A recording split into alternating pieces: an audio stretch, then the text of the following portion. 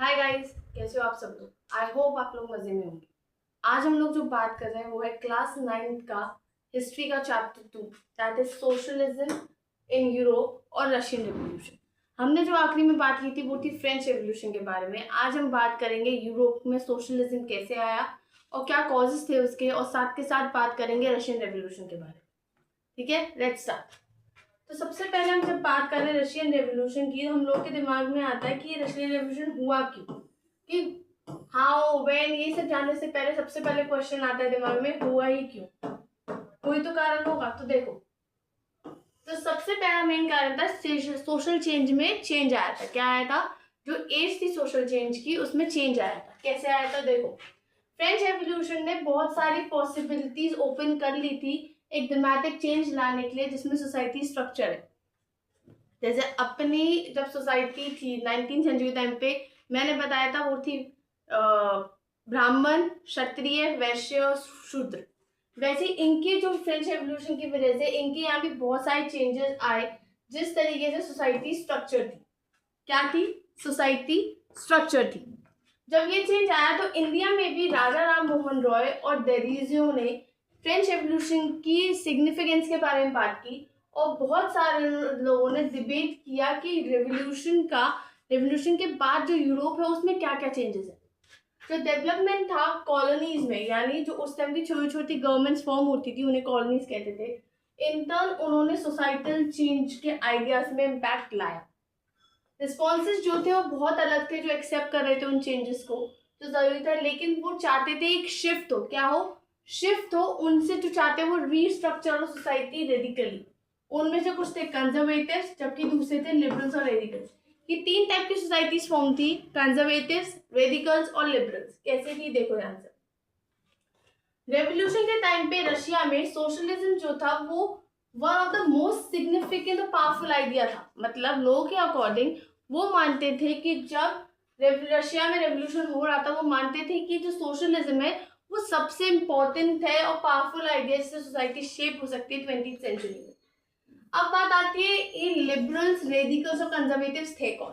तो देखो, लिबरल्स क्या थे? वो चाहते थे एक ऐसा नेशन, कौन सा नेशन, जहां सारे रिलीजन टॉलरेट हो, यानी जब सारे मिक्सचर हो सारे रिलीजन का, मल्टी रिलीजियस स्टेट हो। लिबरल्स लेकिन वो अपोज किस चीज के थे, यानी वो खिलाफ किस चीज के थे, कि डायनेस्टिक रूलर्स यानी जो मोनार्की थे उन पे पावर ना हो। किन पे ना हो? मोनार्की,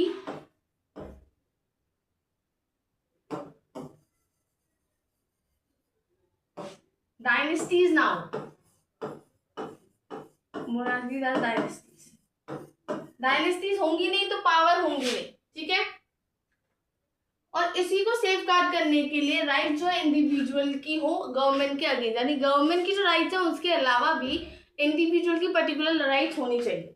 उन्होंने आर्ग्यू किया कि जो रिप्रेजेंटेटिव है उनके, यानी एक रिप्रेजेंटेटिव होगा जो इलेक्ट किया जाएगा पार्लियामेंट्री गवर्नमेंट, यानी जो गवर्नमेंट पार्लियामेंट में फॉर्म हुई है उसके थ्रू एक रिप्रेजेंटेटिव अपॉइंट किया जाएगा, जो उन लॉ को वैसे इंटरप्रेट करेगा जैसे एक वेल ट्रेन जुडिशरी करता है। यानी जो वेल ट्रेन जुडिशरी अगर होता तो कैसे करता, वैसे वो करेगा। That was independent of rulers officer, यानी जो कि रूलर्स नहीं हो सकते और ना ही ऑफिशियल्स हो सकते उनके, यानी रूलर्स और ऑफिशियल्स इस कैटेगरी में आएंगे ही नहीं। वो नहीं मानता था, वो लोग नहीं मानते थे। क्या नहीं मानते थे?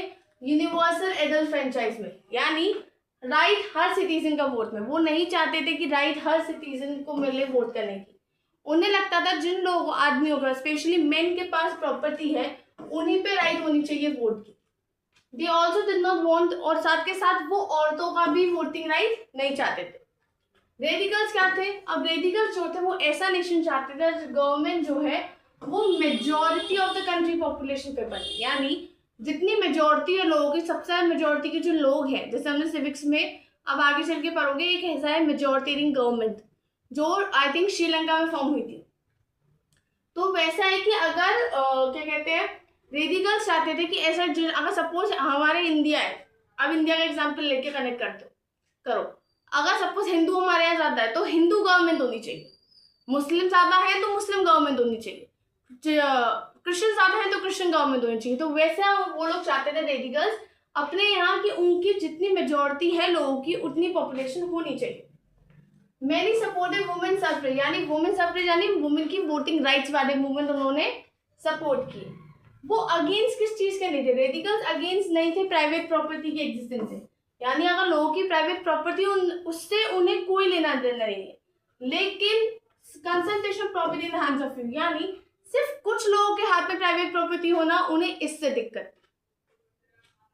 उसके बाद अगली बात देखो ध्यान से,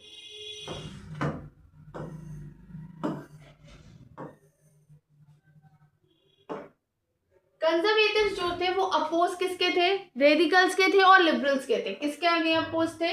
रेडिकल्स और लिबरल्स के अपोज थे कंजर्वेटिव्स। 19th सेंचुरी तक उन्होंने एक्सेप्ट कर लिया था कि कुछ चेंज जरूरी है, यानी कंजर्वेटिव्स पहले चेंजेस नहीं मानते थे, उनके अकॉर्डिंग चेंज लाना जरूरी नहीं है। लेकिन 19th सेंचुरी तक उन्होंने मान लिया कि कुछ चेंजेस आना जरूरी है। लेकिन वो ये भी मानते थे कि जो पास्ट है, यानी जो उनका पास्ट है वो उसकी रिस्पेक्ट करनी चाहिए, यानी उनके जो पूर्वजों ने जिंदगी जी, जिन कानून में जी, जो उस टाइम के ऑर्थोडॉक्सीज थी, उनके अकॉर्डिंग अगर जी वो भी रिस्पेक्ट होनी चाहिए, जिसकी वजह से और चेंज ऐसा लाना चाहिए जो स्लो प्रोसेस हो, यानी फास्ट चेंज नहीं, कि अगर ये हो ही नहीं रहा है तो अब होगा भी नहीं। कोई ऐसी ऑडासिटी है उन लोगों की कि अगर ये चीज उस टाइम पे थी तो इसे भी धीरे धीरे चेंज करो, फुल टाइम चेंज करने की जरूरत नहीं है। फिर क्या आया? Industrial society and social change. Industrial society and social change, ये वो टाइम था जहां प्रोफाउंड सोशल और इकोनॉमिक चेंजेस हुए। क्या हुए? प्रोफाउंड सोशल और इकोनॉमिक चेंजेस। ये वो टाइम था जब नई सिटीज आई, नए इंडस्ट्रियल रीजन्स डेवलप हुए, रेलवे लाइंस डेवलप हुई और इंडस्ट्रियल रेवोल्यूशन हुआ। इंडस्ट्रियलाइजेशन जो है वो औरतों को, आदमियों को, बच्चों को फैक्ट्रीज लेके जाती थी, यानी ऑफकोर्स ये बात है, अगर बच्चे पढ़ नहीं रहे, औरतों पे कोई काम नहीं है, उन्हें अगर रोजगार मिल रहा है, उन्हें अगर एम्प्लॉयमेंट मिल रही हो, तो उस टाइम पे वो लोग लेते थे।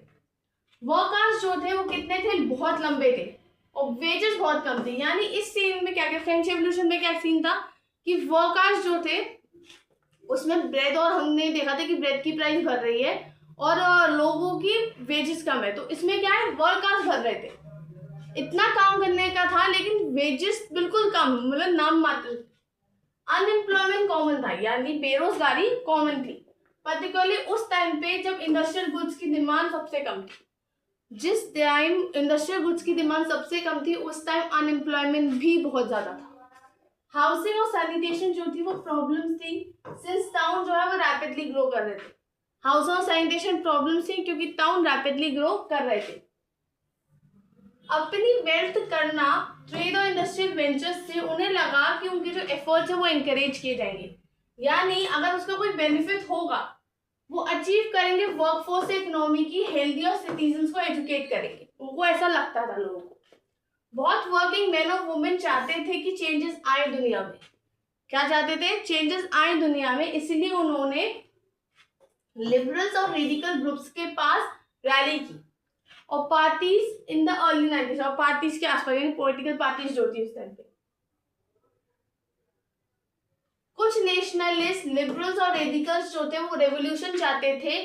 किस चीज के लिए? जो काइंड ऑफ गवर्नमेंट जो यूरोप में 1815 में यानी 1815 में एस्टैब्लिश हुई थी, उसके अगेंस्ट वो लोग मुक्ति चाहते थे, एंड चाहते थे।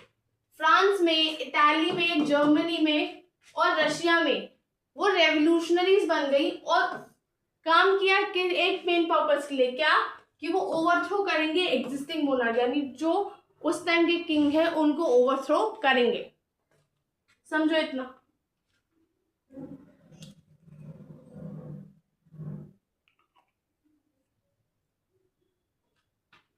Okay, let's continue. नेशनलिस्ट जो थे, नेशनलिस्ट किस बारे में बात करते थे?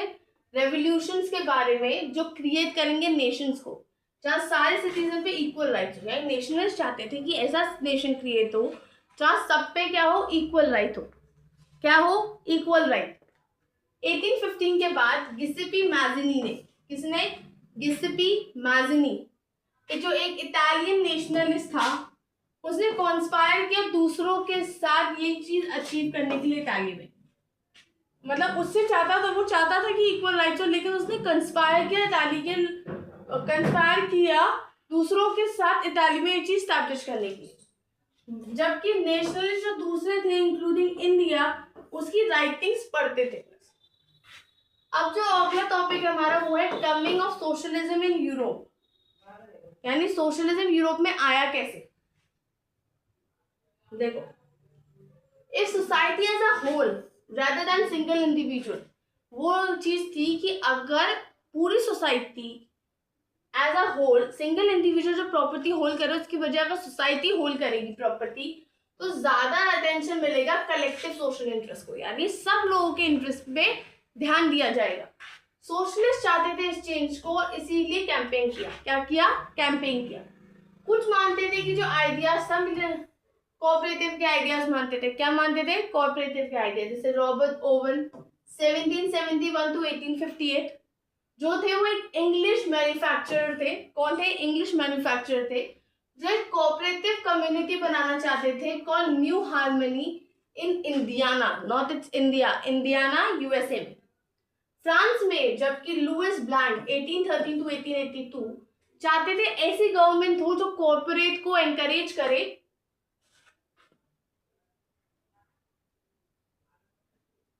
और रिप्लेस करे कैपिटलिस्ट एंटरप्राइज। क्या रिप्लेस करे? Capitalist enterprise. ये जो कॉर्पोरेटिव थे ये एसोसिएशंस थी लोगों की जो गुड्स प्रोड्यूस करते हैं एक साथ और डिवाइड करते हैं प्रॉफिट अपने मेंबर्स का जितना काम है उसके अकॉर्डिंग। कार्ल मार्क्स जो थे 1818 टू 1883 एंड फ्रेडरिक एंजल्स जो थे, उन्होंने अपने आइडियाज ऐड किए इन आर्ग्यूमेंट्स में। मार्क्स का कहना ये था कि जो इंडस्ट्रियल सोसाइटी है वो कैपिटलिस्ट है। कैपिटलिस्ट ओन करते हैं फैक्ट्रीज के कैपिटल जो वो इन्वेस्ट करते हैं, और जो प्रॉफिट होता है कैपिटलिस्ट का वो वर्कर्स प्रोड्यूस करते हैं। ठीक है। मार्क्स मानते थे कि उनको फ्री करने के लिए कैपिटलिस्ट एक्सप्लॉयटेशन से वर्कर्स को कंस्ट्रक्ट करना पड़ेगा एक रेडिकली सोशलिस्ट सोसाइटी। क्या कंस्ट्रक्ट करना पड़ेगा? रेडिकली सोशल सोसाइटी, जहां सारी प्रॉपर्टीज जो है वो सोशली कंट्रोल हो। सोशली यानी सोसाइटी के थ्रू कंट्रोल हो। ठीक है, सोशली यानी सोसाइटी के थ्रू कंट्रोल हो। कम्युनिस्ट सोसाइटी जो थी वो नेचुरल सोसाइटी थी फ्यूचर की। क्या थी? नेचुरल सोसाइटी फ्यूचर की। फिर आता है सपोर्ट फॉर सोशलिज्म। सोशलिज्म को सपोर्ट कैसे मिला? देखो ना, 1870s में यानी 1870s के टाइम पे सोशल आइडियाज जो थे वो यूरोप में स्प्रेड थे। कहाँ स्प्रेड थे? यूरोप में। इन एफर्ट्स को कोऑर्डिनेट करने के लिए सोशलिस्ट ने एक इंटरनेशनल बॉडी फॉर्म की जो थी सेकंड इंटरनेशनल। जैसे क्या कहता था? Second international. 1905 में सोशलिस्ट और ट्रेड यूनियनिस्ट ने एक लेबर पार्टी फॉर्म की ब्रिटेन में और सोशलिस्ट पार्टी फ्रांस में, यानी दो जगह फॉर्म हुई पार्टी। एक हुई ब्रिटेन में और एक हुई फ्रांस में। ब्रिटेन की को कहते थे लेबर पार्टी और फ्रांस की को कहते थे सोशलिस्ट पार्टी।